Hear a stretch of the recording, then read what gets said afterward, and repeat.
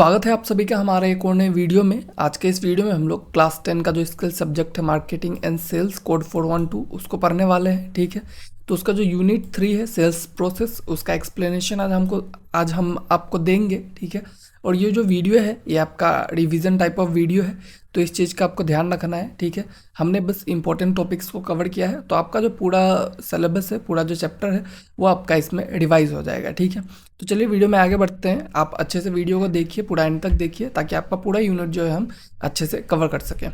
तो सबसे पहले हम लोग इंट्रोडक्शन टू सेल्स प्रोसेस देख लेते हैं, सेल्स प्रोसेस के बारे में देख लेते हैं। ठीक है, तो ये चीज़ आपको पता होगा कि every product produce by business, ठीक है, कोई भी बिजनेस जो है कोई भी प्रोडक्ट को प्रोड्यूस करता है, तो वो जो प्रोडक्ट है वो must be sold to the consumer. वो जो प्रोडक्ट है एट द एंड कंज्यूमर को सोल्ड होना चाहिए। ठीक है, अब कोई प्रोडक्ट को प्रोड्यूस कर रहा है तो खुद के पास रखने के लिए नहीं करेगा, क्योंकि वो उसको बेचने के लिए कर रहा है, तो उसको वो बेचना ही पड़ेगा। ठीक है, तो whether it's a low value item like biscuit और high value item like machines and equipment, तो चाहे जो प्रोडक्ट है वो 10 रुपये का बिस्किट हो या फिर 10 लाख का मशीन हो, एट द एंड उसको सेल करना पड़ेगा ही पड़ेगा। अगर वो सेल नहीं करता है तो उसका बनाने का कोई जो फ़ायदा है वो उसको नहीं मिलने वाला है। ठीक है, तो प्रोडक्ट को सेल करना पड़ेगा। ठीक है, ये आपको समझ में आ गया। तो उसके बाद selling is not a one stop activity but a systematic process involving several stages. और जो सेलिंग है, ठीक है, वो कोई वन स्टेप एक्टिविटी नहीं है कि आप गए आप उसको डायरेक्ट बेच के आ गए। ठीक है, सेलिंग के लिए आपको सिस्टमेटिक प्रोसेस का जो है फॉलो करना पड़ता है, कई सारे स्टेजेस होते हैं उसमें। ठीक है, उस चीज़ को आपको फॉलो करना पड़ेगा। और जो पर्सनल सेलिंग है ये one of the most important tools है सेलिंग का, और स्पेशली जो high value and technical products होते हैं, जैसे कि आपका कोई एक सामान है जिसका वैल्यू 8-10 लाख रुपए का है, कोई एक मशीन है, उसको सेल करने के लिए आपको पर्सनली जाना पड़ेगा। आप 10-20 रुपए का ऐड करके उसको नहीं बेच सकते हैं। ठीक है, क्योंकि वो जो हाई वैल्यू प्रोडक्ट्स है उनको बेचने के लिए आपको पर्सनल सेलिंग का जो तरीका है वो अपनाना पड़ेगा। तो इस चीज़ का आपको ध्यान रखना है। ठीक है, तो कोई भी एक ट्रेंड सेल पर्सन जो होता है वो क्या करता है, फॉलो से लॉजिकल सीक्वेंस ऑफ स्टेप्स। ठीक है, एक लॉजिकल सीक्वेंस फॉलो करता है, स्टेप्स फॉलो करता है, ताकि वो सक्सेसफुल कर सके, कन्वर्ट कर सके पोटेंशियल कस्टमर को into an actual buyer. Potential customer कौन हो सकता है, जिसके पास वो परचेस करने का इंटेंशन हो, परचेस करने की कैपेबिलिटी हो, उसको अगर वो सामान बेच सकता है तो वो एक सक्सेसफुल सेल्स पर्सन माना जाता है। ठीक है, तो वो जो ट्रेंड सेल पर्सन होता है वो क्या करता है कि लॉजिकल सीक्वेंस फॉलो करता है। उसी चीज़ के बारे में हम लोग को आज जानना है। ठीक है, तो सेल्स प्रोसेस में भी short for low price product. ठीक है, कोई एक 10 रुपये का बिस्किट है उसको बेचने के लिए ज़्यादा मेहनत नहीं करना पड़ेगा। वहीं पे अगर कोई एक कॉस्टली या फिर इंडस्ट्रियल प्रोडक्ट है, कोई बहुत बड़ा मशीन है, तो उसको बेचने के लिए मेहनत जो है ज़्यादा करना पड़ेगा, साथ में टाइम जो है ज़्यादा लगेगा, और जो कुछ स्टेप्स है वो भी बहुत ज़्यादा हो सकते हैं। तो इस चीज़ का आपको पता हो गया। ठीक है, आपको समझ में आ गया सेल्स प्रोसेस क्या होता है, क्यों पढ़ना है, क्या ज़रूरत है इसका। ठीक है, और अब वीडियो में आगे बढ़ने से पहले मैं आप सभी को अपने ई बुक के बारे में बताता हूँ।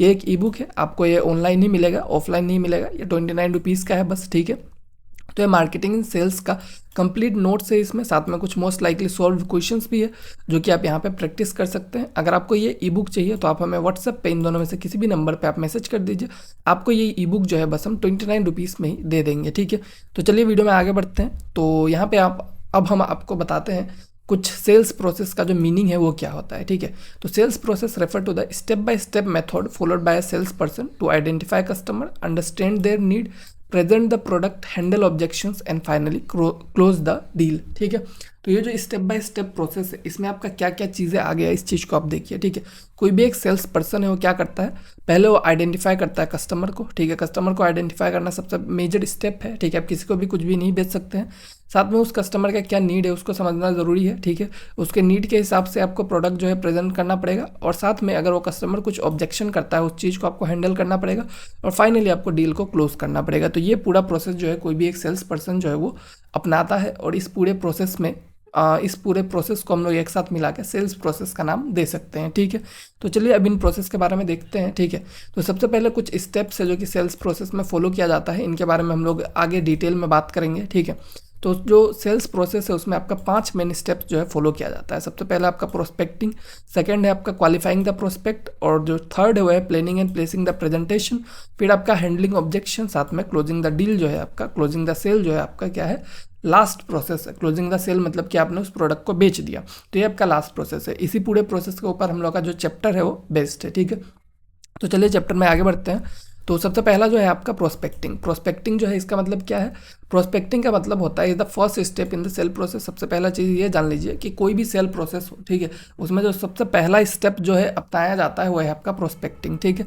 इसमें क्या होता है? It involves identifying potential customer who may need and bye the product. तो कोई भी एक कस्टमर जो है किसी भी प्रोडक्ट को बाय कर सकता है, ठीक है। तो उसका जो प्रोडक्ट है उसके बेसिस पे एक पोटेंशियल कस्टमर ढूंढना सबसे पहला स्टेप है, उसी को हम लोग प्रोस्पेक्टिंग कहते हैं, ठीक है। उसमें क्या होता है कि सबसे जो क्रूशियल चीज़ है कि आपका प्रोडक्ट के लिए आपको कस्टमर ढूंढना पड़ेगा। आपका एक मशीन है, ठीक है, उस मशीन को खरीदने के लिए कोई इंसान होना चाहिए जिसका उसका नीड है। तो उस चीज़ को ढूंढना, उस आदमी को ढूंढना आपका प्रोस्पेक्टिंग में आ जाता है, ठीक है। This potential customer are known as prospects, ठीक है। और जो है पोटेंशियल कस्टमर है उनको हम लोग क्या बोलते हैं? प्रोस्पेक्ट कहते हैं, ठीक है। तो हु इज़ अ प्रोस्पेक्ट? कौन एक प्रोस्पेक्ट हो सकता है? A prospect is a person और institution who has the potential to become a customer. कोई भी एक इंसान या फिर कोई भी एक इंस्टीट्यूशन, मतलब कि कोई भी कंपनी अगर उस चीज़ को खरीद के एक पोटेंशियल कस्टमर बन सकता है तो उसको हम लोग प्रोस्पेक्ट कह सकते हैं, ठीक है। Prospect can be individual, household, firm के हॉस्पिटल, स्कूल और अदर ऑर्गेनाइजेशन, ठीक है। कोई भी इंसान जो है प्रोस्पेक्ट बन सकता है, ठीक है। वो इंडिविजुअल हो सकता है, कोई एक अकेला इंसान, या फिर कोई घर हो सकता है, मतलब घर के लोग हो सकते हैं, या फिर फीम हो सकता है, यानी कि कोई कंपनी, कोई हॉस्पिटल, कोई स्कूल, या फिर कोई भी अदर ऑर्गेनाइजेशन, वो जो है उस सामान को खरीद सकता है, वो उसका प्रोस्पेक्ट हो सकता है, ठीक है। तो आपको ये चीज़ जो है समझ में आ गया होगा। उसके बाद बात करते हैं कुछ characteristic of a good prospect, ठीक है। कोई एक अच्छा प्रोस्पेक्ट कैसे है, उस चीज़ को हम लोग कैसे जान सकते हैं? A prospect is considered good if he और शी, उसमें कुछ कंडीशंस या कैरेक्टरिस्टिक अगर मैच होता है तो जो प्रोस्पेक्ट है वो काफ़ी अच्छा है, ठीक है। तो feels a genuine need for the product, ठीक है, मतलब कि सबसे पहला उसका एक जेन्युइन नीड होना चाहिए। कोई भी सामान जो है उसको नीड होना चाहिए, ठीक है, तभी वो एक अच्छा प्रोस्पेक्ट माना जाएगा। अगर उसको नीड ही नहीं है तो आप उसको अच्छा प्रोस्पेक्ट नहीं कह सकते हैं। उसके बाद has the legal capacity to buy the product, ठीक है, उसके बाद कैपेसिटी होना चाहिए खरीदने का, सच एस लाइसेंस और प्रिस्क्रिप्शन वे रिक्वायर्ड, ठीक है। अगर कोई इंसान है किसी को बंदूक बेच रहा है, आप उसके पास लाइसेंस नहीं है तो आप उसको नहीं बेच सकते, उसके पास लीगल कैपेसिटी नहीं है। तो इन सब चीज़ों का आपको ध्यान रखना है, ठीक है। उसके बाद has the financial capacity to pay for the product. कोई एक मशीन है जिसका कॉस्ट जो है 10 लाख रुपए है, उसके पास उतना पैसा ही नहीं है तो उसको आप प्रोस्पेक्ट नहीं मान सकते हैं, क्योंकि वो आपका जो पेमेंट है वो नहीं कर पाएगा, तो वो आपका एक एक्चुअल कस्टमर नहीं बन सकता है, ठीक है। उसका has the authority to take the final buying decision. कोई एक घर का बच्चा है, वो जो बच्चा है वो चाहता है कि वो एक गाड़ी खरीदे, वो गाड़ी जो है आपका 5 लाख रुपए का है, लेकिन उसका जो पास खुद का अथॉरिटी नहीं है, वो खुद से नहीं खरीद सकता है। क्यों? क्योंकि उसके ऊपर उसके पेरेंट्स है, तो उसके पास अथॉरिटी नहीं है। अगर उसके पास मान लीजिए पैसा भी है, अगर उसके पास मान लीजिए आपका कैपेबिलिटी भी है, लेकिन वो उस चीज़ का अथॉरिटी होल्ड नहीं करता है, तो इसलिए वो एक अच्छा प्रोस्पेक्ट नहीं माना जाएगा, ठीक है। तो ये कुछ करेक्टरिस्टिक है जो कि एक अच्छे प्रोस्पेक्ट्स में होता है, इस चीज़ को आपको ध्यान रखना है। इसके बाद बात करते हैं सोर्सेस ऑफ प्रोस्पेक्टिंग, ठीक है, क्या क्या सोर्सेस हो सकते हैं।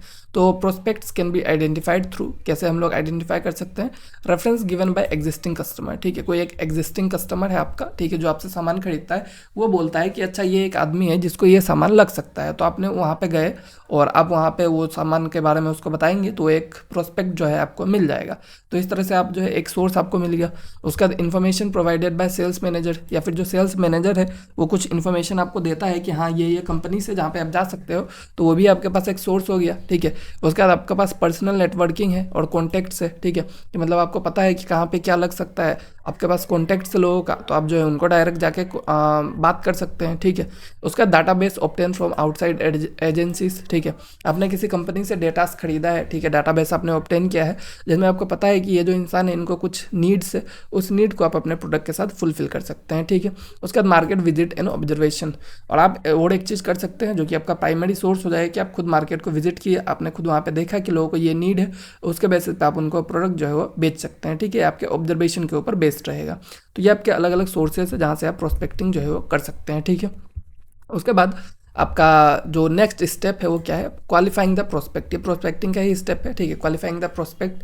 इसमें क्या होता है, मीनिंग ऑफ क्वालिफाइंग का मतलब क्या होता है कि qualifying refers to selecting the most promising prospect from the list of potential customer, ठीक है। आपने जो है जितने भी कस्टमर्स है, जितने भी लोग हैं आपको लगता है कि लोग खरीद सकते हैं, तो उनमें से आपको पता है कि हर कोई नहीं खरीदेगा, तो आपको क्वालिफाइंग में क्या करना है कि आपको सेलेक्ट करना है मोस्ट प्रोमिसिंग प्रोस्पेक्ट, ठीक है, जो लोग मतलब कि बहुत ज़्यादा चांसेस है कि इसको खरीदेंगे उनको आपको सेलेक्ट करना है, तो वो जो है आपका क्वालिफाइंग हो जाएगा, ठीक है।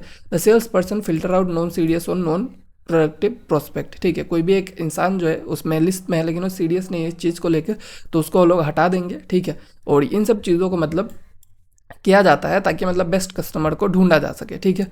और मतलब जो प्रोस्पेक्ट है उसको कैसे क्वालिफाइड किया जाता है, ए प्रोस्पेक्ट इज क्वालिफाइड इफ, ठीक है, कौन प्रोस्पेक्ट क्वालिफाई होगा, ठीक है। तो उस चीज़ को कैसे डिसाइड किया जाता है, तो सबसे पहला है कि कस्टमर नीड द प्रोडक्ट, जो भी आदमी है उसको प्रोडक्ट का ज़रूरत है तो उसको क्वालिफाई करेंगे, ठीक है। दूसरा चीज़ है the customer can afford the product, और उसको ज़रूरत है साथ में वो अफोर्ड भी कर सकता है तो उसको क्वालिफाई करेंगे, ठीक है। The customer shows interest and listen carefully, जो कस्टमर है वो इंटरेस्ट के साथ सुनता है, इंटरेस्ट दिखाता है इस प्रोडक्ट में, तो भी उसको अच्छा प्रोस्पेक्ट माना जा सकता है। और the customer has decision making power, और जो कस्टमर है उसके पास क्या है, पावर है कि वो डिसीजन जो है खुद ब खुद ले सकता है, तो भी उसको हम लोग क्वालिफाई कर सकते हैं। तो इन सब चीज़ों का आपको पता चल गया, ठीक है। इसके बाद देखते हैं कि क्वालिफाइंग का इंपॉर्टेंस क्या है, कि क्वालिफाइंग क्यों करना चाहिए, ठीक है। इससे क्या होता है कि save time and effort of the sales person, जो भी सेल्स पर्सन है वो ऐसे ही यूजलेस आदमी लोगों के ऊपर क्या है अपना टाइम वेस्ट नहीं करेगा, उसका एफर्ट जो है वो सेव होगा, ठीक है। उसके बाद उसको फोकस करने का टाइम मिलेगा, जो कि सीरियस बायर्स है, ठीक है, जो भी सीरियस बायर्स है उन पर वो फोकस कर सकता है। साथ में increase chances of successful sales, और जो सक्सेसफुल सेल करने का जो चांसेस है वो उसका बढ़ जाता है अगर वो पहले से ही उसको क्वालिफाई कर देता है, मतलब कि पहले से ही उसने कस्टमर्स को डिवाइड कर दिया है कि ये पॉसिबल लोग हैं जो खरीद सकते हैं, तो इससे क्या होगा कि जो आपका सक्सेसफुल सेल्स होने का चांसेस जो है वो बहुत ज़्यादा बढ़ जाता है, ठीक है। उसके बाद बात किया जाए नेक्स्ट जो चीज़ है, नेक्स्ट जो आपका स्टेप है वो क्या है, प्लानिंग द प्रेजेंटेशन, ठीक है, प्री अप्रोच, ठीक है। मतलब प्लानिंग द प्रेजेंटेशन से आपको समझ में आ गया होगा कि प्रेजेंटेशन जो है आपको जो भी कस्टमर के पास क्या रखना है उसको प्लान करना है, ठीक है। तो प्री अप्रोच का मीनिंग क्या है, pre approach means planning the sales presentation before meeting the customer, कोई भी कस्टमर है उससे मिलने से पहले आपको क्या करना है कि आपका जो सेल्स प्रेजेंटेशन है उसको प्रिपेयर करना है, ठीक है। It is a mental and strategic preparation stage, इसमें क्या है आप जो है मेंटली प्रिपेयर होते हैं कि आपको किस तरह से बोलना है, क्या चीज़ करना है, क्या चीज़ों को दिखाना है, और साथ में स्ट्रेटेजिक प्रिपरेशन कि कुछ ऐसी चीज़ें आप बताएं जिससे वो जो इंसान है वो खरीदने के लिए मजबूर हो जाए या फिर वो खरीदने के लिए आपके पास आ जाए, ठीक है। इन सब चीज़ों को मतलब देखा जाता है, और क्या क्या एक्टिविटीज़ आपका इन्वॉल्व होता है प्री अप्रोच में उसको जान लीजिए, ठीक है। तो सबसे पहला है कि deciding how to approach the customer, आप कस्टमर को कैसे अप्रोच करेंगे, किस तरह से आप उनको बताएंगे, इन सब चीज़ों को डिसाइड करना सबसे मेन स्टेप है। उसके बाद आपका planning the questions to understand customer needs, ठीक है, कुछ क्वेश्चंस को आपको प्लान करना पड़ेगा ताकि आप अंडरस्टैंड कर सके कस्टमर को क्या नीड है, उन सब चीज़ों के बारे में जान सके, ठीक है। इसलिए आपको जो ये सेकेंड स्टेप है प्लानिंग द क्वेश्चंस जो है वो करना पड़ेगा। उसका selecting suitable product feature and benefits, ठीक है, मतलब कि आपको सूटेबल प्रोडक्ट को चूज़ करना पड़ेगा, सूटेबल फीचर्स रहना पड़ेगा, और उसका बेनिफिट जो है उस इंसान को मिलना चाहिए, तभी जाके आप जो है उसको बेच पाएंगे। अगर वो इस इंसान जो है उसको उससे कुछ फ़ायदा नहीं होने वाला है तो बहुत कम चांसेस है कि वो जो इंसान है उसको खरीदेगा, ठीक है। Planning product demonstration if required, और साथ में वो ये भी चीज़ को प्लान करेगा कि अगर हमें ज़रूरत पड़ा कि प्रोडक्ट को डेमोन्स्ट्रेट करना है, प्रोडक्ट को दिखाना है कि कैसे काम करता है, तो उस चीज़ का भी आपको प्लानिंग करना पड़ेगा, ठीक है। और साथ में कुछ बैकग्राउंड इन्फॉर्मेशन आपको पता करना पड़ेगा, ठीक है, कलेक्ट करना पड़ेगा, जो भी आपका कस्टमर है कि वो किस तरह का आदमी है, कैसा काम करता है, कितना पैसा रखता है, इन सब चीज़ों के बारे में आपको पता होना चाहिए, तभी जाके आप जो है उनको सामान जो है अच्छे से बेच पाएंगे, ठीक है। उसके बाद जो हमारा प्री अप्रोच है उसका क्या इंपॉर्टेंस है उस चीज़ को जान लीजिए, ठीक है। तो प्री अप्रोच क्यों इंपॉर्टेंट है, तो इससे क्या होता है, create confidence in the sales person, जो भी सेल्स पर्सन है उसके अंदर क्या होता है, कॉन्फिडेंस को क्रिएट करता है, ठीक है। वो जो सेल्स पर्सन है वो कॉन्फिडेंट रहेगा कि हाँ मैं तो प्रिपेयर्ड हूँ। उसके बाद make the presentation more effective, जो भी प्रेजेंटेशन है उसको और इफेक्टिव बनाता है, बहुत ही अच्छा बनाता है, ठीक है। और साथ में एक पॉजिटिव फर्स्ट इंप्रेशन क्रिएट करने में हेल्प करता है। अगर जो सेल्स पर्सन है उसका फर्स्ट इंप्रेशन अच्छा रहेगा तो बाद में ऐसा चांसेस है कि वो जो इंसान है उसको अगर ज़रूरत पड़ा तो वो जो है उस सेल्स पर्सन से जाके कॉन्टैक्ट करके उस सामान को ज़रूर खरीदेगा, ठीक है। उसके बाद जो हमारा नेक्स्ट है वो क्या है, प्लेसिंग द प्रेजेंटेशन, ये हमारा नेक्स्ट स्टेप है जिसको हम लोग अप्रोच भी कहेंगे, ठीक है। तो इसमें आपका जो प्रेजेंटेशन है वो क्या मीन करता है, presentation is the stage where the sales person explain the product feature benefit and advantage to the customer, जो भी कस्टमर है उसको जो सेल्स पर्सन है वो क्या करता है, प्रेजेंट करता है प्रोडक्ट को सिंपली, ठीक है, उसके फीचर बेनिफिट इन सब चीज़ों को बताता है ताकि उससे क्या फ़ायदा होगा उस कस्टमर को उसे पता चल सके, ठीक है। The objective is to convince the customer to buy the product, और इसका मेन ऑब्जेक्टिव क्या है कि जो कस्टमर है उसको कन्विंस कर सके कि आपको ये प्रोडक्ट क्यों खरीदना चाहिए, आपको ये प्रोडक्ट खरीद के क्या फ़ायदा हो सकता है, ठीक है। और कुछ कैरेक्टरिस्टिक है जिससे हम लोग पता कर सकते हैं कि ये जो प्रेजेंटेशन है वो इफेक्टिव है कि नहीं है, ठीक है। तो सबसे पहला चीज़ क्या है, सिंपल और क्लियर होना चाहिए। आप जो है कि घुमा घुमा के बात मत कीजिएगा, ठीक है, सीधा साधा बात कीजिए, एकदम सिंपली अपने प्रोडक्ट को इस प्रोडक्ट को सिंपली आप जो है उसके सामने प्रेजेंट कीजिए, ठीक है, एक्सप्लेन कीजिए, और साथ ही साथ क्लियरली बताइए, ठीक है, कि क्या फ़ायदा है क्या नहीं है। अब इसको घुमा के कोई फ़ायदा नहीं है, ठीक है। और उसके बाद it should be convincing and customer oriented, और जो आप प्रेजेंट कर रहे हैं, ठीक है, वो क्या होना चाहिए, कन्विंसिंग होना चाहिए, कस्टमर को अच्छा लगना चाहिए, और साथ में कस्टमर ओरिएंटेड होना चाहिए, मतलब कस्टमर के पॉइंट ऑफ व्यू से आप उस चीज़ों को एक्सप्लेन कीजिए, और साथ में लैंग्वेज वो यूज़ कीजिए जो कि कस्टमर जो है समझ सके, ठीक है। कस्टमर अब मान लीजिए इंग्लिश जानता नहीं है, आप वहाँ पे इंग्लिश में बके जा रहे हैं तो उससे कुछ फ़ायदा नहीं होने वाला है, ठीक है। और इट्स से focus on solving the customer problem, और जो भी कस्टमर का प्रॉब्लम है जिसके लिए वो इस सामान को खरीदना चाहता है उस चीज़ को सॉल्व करना चाहिए, इन सब चीज़ों को आपको दिखाना पड़ेगा, ठीक है। और it should be interesting and interactive, और ऐसा नहीं है कि अभी बस बोल रहे हैं, कस्टमर जो है वो बस बैठ के देख रहा है, तो आपको क्या करना है कि इंटरेस्टिंग बनाना है, इंटरेक्टिव बनाना है, दोनों लोग मिल के मतलब बातचीत कीजिए ताकि ये जो कन्वर्सेशन है वो बहुत ज़्यादा अच्छा हो सके, ठीक है। उसका जो हमारा नेक्स्ट स्टेप है वो क्या है आपका, इसी में आपका डेमोन्स्ट्रेशन भी आता है, ठीक है। डेमोन्स्ट्रेशन क्या है, it is a part of the presentation, ठीक है। डेमोन्स्ट्रेशन क्या है, प्रेजेंटेशन का पार्ट है। डेमोन्स्ट्रेशन का मतलब होता है दिखाना, ठीक है। It involve showing the actual working और बेनिफिट ऑफ द प्रोडक्ट, जो भी प्रोडक्ट आपने बनाया है, मान लीजिए एक मशीन है तो किस तरह से काम करता है एक्चुअली, वो कितना बेनिफिट दे सकता है, उन सब चीज़ों को डायरेक्टली आप दिखा रहे हैं, तो ये जो है बहुत ज़्यादा अच्छा चीज़ है, वो जो कस्टमर है उसको इस पर ज़्यादा ट्रस्ट जो है वो देखने को मिलेगा, ठीक है। और इट में include live demonstration, sample, chart, visual testimonials और वीडियोस। इसमें आप कुछ भी चीज़ को इंक्लूड कर सकते हैं, अब ज़रूरी नहीं है कि आपको मशीन ले जाकर ही दिखाना है, ठीक है। आप कुछ भी कर सकते हैं, लाइक सैम्पल्स दिखा सकते हैं, फिर चार्ट्स दिखा सकते हैं, फिर कुछ विजुअल टेस्टिमोनियल्स, या फिर आप कुछ वीडियोस भी पहले से बना के ले जा सकते हैं कि ऐसे ऐसे काम करता है, इन सब चीज़ों को भी आप जो है वो दिखा सकते हैं, ठीक है। Demonstration increase customer trust and confidence, जो भी डेमोन्स्ट्रेशन है उससे क्या फ़ायदा होता है कि जो भी कस्टमर उसका ट्रस्ट और कॉन्फिडेंस जो है वो इंक्रीज हो जाता है, इस चीज़ का आपको ध्यान रखना है, ठीक है। उसका जो हमारा नेक्स्ट स्टेप है वो क्या है, हैंडलिंग ऑब्जेक्शन। तो जो भी कस्टमर है उसका ऑब्जेक्शंस को हैंडल करना एक नेक्स्ट स्टेप है, ठीक है। तो इसमें ऑब्जेक्शंस का मतलब क्या है, ऑब्जेक्शंस आर क्वेश्चंस, डाउट्स और concern raised by the customer regarding price, quality, feature और यूजफुलनेस ऑफ द प्रोडक्ट, ठीक है। किसी भी चीज़ को लेके डाउट या फिर क्वेश्चन जो है कस्टमर रेस कर सकता है, वो हो सकता है आपके प्राइस के ऊपर कितना महंगा क्यों है, या फिर क्वालिटी कैसा है, फीचर्स कैसा है, इन सब चीज़ों के ऊपर क्वेश्चन रेस कर सकता है, इसको हम लोग ऑब्जेक्शंस कहेंगे, ठीक है। और इसको अगर हैंडल करना है तो इसका इंपॉर्टेंस क्या है, ठीक है। तो ऑब्जेक्शन इंडिकेट कस्टमर इंटरेस्ट, कोई भी जो आदमी है वो कब ऑब्जेक्शंस करेगा, जब उसको एक्चुअल में खरीदना रहेगा। अगर वो खरीदना नहीं चाहता है तो वो बोला है कि ठीक है मुझे नहीं चाहिए, बट अगर वो खरीदना चाहता है तो ऑब्जेक्शंस को रेस करेगा। इसलिए ये क्या दिखाता है कि कस्टमर जो है वो इंटरेस्टेड है, ठीक है। और अगर इसको आप प्रॉपरली हैंडल करते हैं तो इससे क्या होता है, ट्रस्ट और क्रेडिबिलिटी जो है वो बिल्ड होता है, जो कस्टमर है आप पे ज़्यादा ट्रस्ट कर पाएगा, ठीक है। और it helps clear misunderstanding, customer जो है अगर कुछ गलत चीज़ समझ रहा है जो उस मशीन से नहीं हो सकता है, फिर हो सकता है, तो उस चीज़ को क्लियर करने में बहुत ज़्यादा हेल्पफुल रहेगा, ठीक है। तो आपको ऑब्जेक्शंस को हैंडल करना आना चाहिए। उसका जो हमारा नेक्स्ट है वो क्या है, मेथड्स ऑफ हैंडलिंग ऑब्जेक्शंस। क्या मतलब किस तरह से ऑब्जेक्शंस को हैंडल कर सकते हैं। तो सबसे पहला listening patiently to the customer, ठीक है। तो आप पहले अच्छे से कस्टमर को सुनिए, ठीक है। उसके बाद asking question to understand the objections clearly. आप कस्टमर कुछ पूछ रहा है तो उस चीज़ को आपको समझने के लिए उससे फिर से क्वेश्चन पूछना पड़ेगा कि वो एक्चुअल में चाहता क्या है, ठीक है। इन सब चीज़ों को आपको समझना पड़ेगा। उसके बाद फैक्चुअल एंड ऑनेस्ट आंसर्स आपको देना पड़ेगा, साथ में आपको एडिशनल बेनिफिट्स और अल्टरनेटिव आपके पास कुछ है तो उसको भी बताना पड़ेगा, ठीक है। तो इन सब चीज़ों को आप दिखा सकते हैं। उसके बाद यूजिंग डेमोन्स्ट्रेशन और एग्जाम्पल टू क्लेरिफाई डाउट्स, अगर उसका कुछ डाउट है तो उसके लिए आप एग्जाम्पल्स दिखा सकते हैं, डेमोन्स्ट्रेशन दिखा सकते हैं। इससे क्या होगा, उसका भी जो भी डाउट है उस प्रोडक्ट को लेके वो सब जो है वो आपका क्लियर हो जाएगा। तो ये मेथड जो है आप यूज़ कर सकते हैं। उसके बाद बात करते हैं जो हमारा लास्ट स्टेप होता है वो है आपका closing the sale. Closing the sale जो है हमारा लास्ट स्टेप है। इसमें क्या होता है, meaning of closing the sale क्या होता है, closing the sales mean obtaining the final consent of the customer to purchase the product. मतलब उस कस्टमर जो है आपने उसको क्या कर लिया है, उसको मना लिया है, अब वो जो है आपका क्या करेगा, एट द एंड प्रोडक्ट को खरीदने वाला है, ठीक है। It is the final and most critical stage of the sales process, ठीक है। ये फाइनल है और सबसे ज़्यादा क्रिटिकल स्टेज है।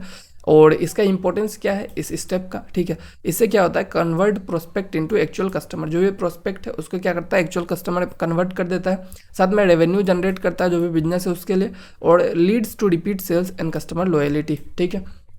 अगर आप सेल कर देते हैं, ठीक है, तो ऐसा हो सकता है कि जो आपका फ्यूचर में उस आदमी को ऐसा कुछ नीड रहेगा तो फिर से आपसे कांटेक्ट करेगा और फिर से आप उसको सामान जो है वो बेच सकते हैं, और कस्टमर जो है आपका लॉयल रहेगा। इन सब चीज़ों का आपका फ़ायदा मिलने वाला है। तो क्लोजिंग द सेल जो है वो काफ़ी क्रूशियल स्टेप है। उसके बाद बात किया जाए टेक्निक्स का जो कि यूज़ किया जाता है क्लोजिंग द सेल में, ठीक है, कौन कौन से टेक्निक्स आप यूज़ कर सकते हैं, ठीक है। आप जो है डायरेक्टली आस्क कर सकते हैं ऑर्डर के लिए, ठीक है। आपने सब कुछ दिखा दिया, ये ऐसा वैसा करता है, आपको पता चलेगा कि उस इंसान को चाहिए, आप डायरेक्टली पूछ दीजिए कि आपको ये चीज़ चाहिए कि नहीं, ऑर्डर करना है कि नहीं करना है, ठीक है। ऐसा आप पूछ सकते हैं। या फिर ऑफरिंग स्पेशल डिस्काउंट और स्कीम, आप ऐसा भी कह सकते हैं कि हाँ ऐसा ऐसा बात है, आपको इतने में ही हम दे देंगे, आप जो है हमारा पहला कस्टमर है, आखिरी कस्टमर है, ऐसा करके कुछ आप डिस्काउंट स्कीम वगैरह भी बता सकते हैं, ठीक है। उसके उसके बाद creating urgency by highlighting limited availability. और आप ऐसा कह सकते हैं कि आप जो ये मशीन देख रहे हैं ये बस हमारे पास 2 ही है और एक तो पहले से बुकड है, तो एक यूनिट हमारे पास बाकी है, तो आप चाहे तो इसको ले लीजिए, नहीं तो किसी और को बिक जाएगा।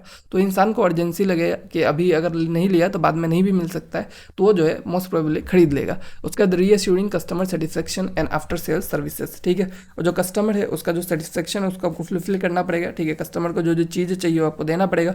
और साथ में आफ्टर सेल्स सर्विस, मतलब कि आपने सामान को बेच दिया उसके बाद ऐसा नहीं है कि वो अपने रास्ते आप अपने रास्ते, ठीक है। उसको अगर सेल्स के बाद भी कोई सर्विसेज वगैरह चाहिए तो आपको प्रोवाइड करना पड़ेगा, तभी जाके आप एक अच्छे कस्टमर को मेंटेन कर सकते हैं, ठीक है। और लास्ट टॉपिक में जाने से पहले मैं आपको फिर से एक बार अपने बुक के बारे में बता देता हूँ कि ये जो ई बुक है इसको आप बस 29 रुपीज़ में ले सकते हैं। पूरा नोट्स और साथ में मोस्ट लाइकली सोल्व क्वेश्चन जो है, ठीक है, ये भी एक सेल्स प्रोसेस का ही पार्ट है। मैं आपको बता रहा हूँ कि ये जो है क्या है, ये एक प्रोडक्ट है जो कि आप खरीद सकते हैं। इससे आपका क्या फ़ायदा होगा? फ़ायदा ये होगा कि एग्जाम जो है बहुत पास में है, आपको रिवीजन करने के लिए टाइम जो है इसमें कम लगेगा, ठीक है। और पैसा भी बहुत कम लगने वाला है, तो इसलिए मैं ये कह रहा हूँ कि आप जो इस चीज़ को खरीद लीजिए।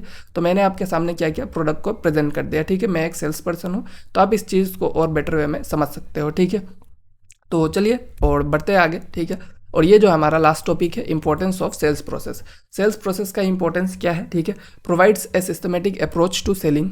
जो भी मतलब सेल्स प्रोसेस है उससे इंपॉर्टेंट चीज़ हम क्या मिलता है, सबसे पहला है कि provide a systematic approach to selling, ठीक है। हमें सामान बेचने का एक सिस्टमेटिक अप्रोच पता चलता है कि हम लोग सिस्टमेटिकली कैसे सामान को बेच सकते हैं।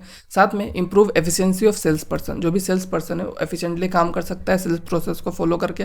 साथ में कस्टमर सेटिस्फेक्शन को ये बढ़ाता है और लॉन्ग टर्म कस्टमर रिलेशन को बिल्ड करने में भी सेल्स प्रोसेस हेल्प करता है और सेल्स परफॉर्मेंस और बिजनेस ग्रोथ को भी इन्हेंस करता है। तो ये सब कुछ फ़ायदा है जो कि मतलब आपको मिल सकता है सेल्स प्रोसेस के थ्रू, ठीक है। और आप जो है अगर आपको ई बुक चाहिए तो आप हमें मैसेज कर दीजिएगा। और आज का वीडियो यहीं पे एंड होता है। Thank you.